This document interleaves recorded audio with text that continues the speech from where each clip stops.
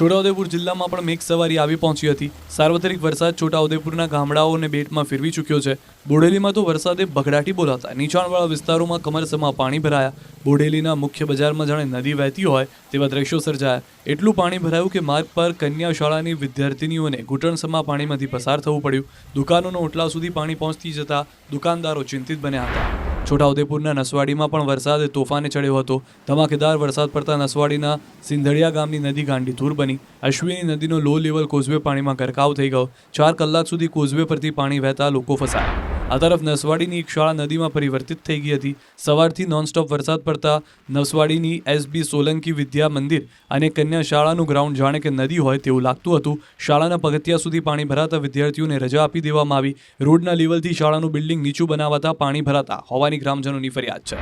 ધમાકેદાર વરસાદ બાદ કંઈક આ રીતે ભારજ નદીમાં પૂર આવ્યું હતું। ધસમસતા પાણીના પ્રવાહમાં ભારજ નદી પરના ડાયવર્ઝનનો એક ભાગ ધોવાઈ ગયો હતો, જેથી રસ્તો બંધ કરવાની ફરજ પડી। ભારજ નદી ઉપરના બનાવેલું ડાયવર્ઝન ધોવાઈ જતા ભ્રષ્ટાચારના આક્ષેપ થયા। આખી બાઇક ડૂબી જાય એવા દ્રશ્યો પાવી જેતપુરના છે। સવારથી મેઘરાજાએ સટાસટી બોલાવી દીધા। પાવી જેતપુર પાણી થઈ ગયું। નીચાણવાળા વિસ્તારમાં 4 થી 5 ફૂટ જેટલું પાણી ભરાયું તો ઘર અને દુકાનોમાં પણ પાણી ભરાતા લોકોને હાલાકીનો સામનો કરવો પડ્યો। દુકાનોમાં પણ પાણી ઘૂસી જતા માલસામાનને નુકસાન થયું। દક્ષિણ ગુજરાત અને ઉત્તર ગુજરાતના લોકો હજુ પણ છોતરાફાડ વરસાદ માટે તૈયાર રહેજો। જીવન જરૂરી સામાન હાથ વગો રાખજો, કેમ કે 2 દિવસથી જે પ્રકારે મેઘો તૂટી પડ્યો છે એના કરતાં પણ ખતરનાક મેઘાનું રૌદ્ર સ્વરૂપ જોવા મળશે। હવામાન વિભાગ અને અંબાલાલ પટેલે ઉત્તર ગુજરાત અને દક્ષિણ ગુજરાતમાં ભારેથી ભારે વરસાદની આગાહી કરી છે। હજુ 7 દિવસ સુધી મેઘરાજા ગુજરાતને ગમરોળશે। થંડરસ્ટોર્મ એક્ટિવિટી સાથે વરસાદ થઈ શકે તો અમદાવાદમાં રથયાત્રાના દિવસે પણ તોફાની વરસાદ પડશે। અંબાલાલ પટેલે 25 જૂનથી અતિભારે વરસાદની આગાહી કરી છે। ઉત્તર ગુજરાત, મધ્ય ગુજરાતમાં અતિભારે વરસાદની આગાહી કરી છે। સૌરાષ્ટ્રમાં પણ વરસાદનો નવો રાઉન્ડ શરૂ થશે। थंडरस्टॉर्म का वार्निंग है अगले 5 दिन तक, 24, 25, 26, 27, 28 तक, 28 जून तक आपका थंडरस्टॉर्म वार्निंग विद 30-40 किलोमीटर प्रति घंटा विंड स्पीड के साथ और लाइटनिंग भी रहेंगी इसके साथ। દક્ષિણ ગુજરાતના ભાગોમાં લગભગ આગામી તારીખ 25 સુધીમાં ભારેથી અતિભારે વરસાદ થવાની શક્યતા રહેશે। તેમજ ઉત્તર ગુજરાતના ભાગોમાં હજુ પણ ભારે વરસાદ થવાની શક્યતા રહેશે। સાબરકાંઠા ઉપરાંત પંચમહાલના ભાગો, અરવલ્લીના ભાગોમાં પણ ભારે વરસાદ થવાની શક્યતા રહેશે। પાટણના ભાગોમાં પણ વરસાદ થવાની શક્યતા રહેશે।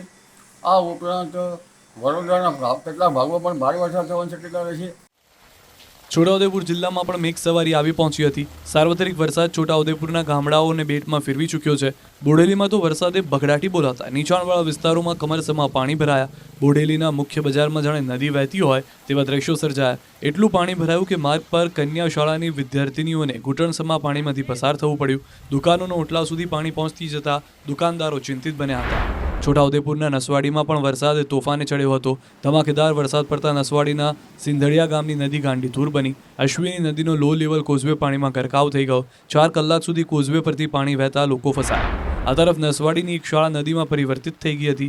સવારથી નોનસ્ટોપ વરસાદ પડતા નસવાડીની એસબી સોલંકી વિદ્યા મંદિર અને કન્યા શાળાનું ગ્રાઉન્ડ જાણે કે નદી હોય તેવું લાગતું હતું। શાળાના પગથિયા સુધી પાણી ભરાતા વિદ્યાર્થીઓને રજા આપી દેવામાં આવી।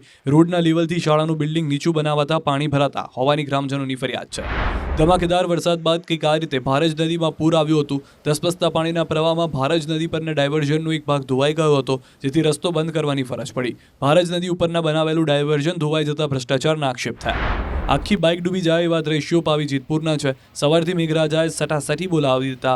પાવી જેતપુર પાણી થઈ ગયું। નીચાણવાળા વિસ્તારમાં 4 થી 5 ફૂટ જેટલું પાણી ભરાયું તો ઘર અને દુકાનોમાં પણ પાણી ભરાતા લોકોને હાલાકીનો સામનો કરવો પડ્યો। દુકાનોમાં પણ પાણી ઘૂસી જતા માલસામાનને નુકસાન થયું।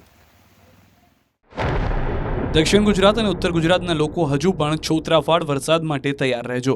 જીવન જરૂરી સામાન હાથ વગો રાખજો, કેમ કે 2 દિવસથી જે પ્રકારે મેઘો તૂટી પડ્યો છે એના કરતાં પણ ખતરનાક મેઘાનું રૌદ્ર સ્વરૂપ જોવા મળશે।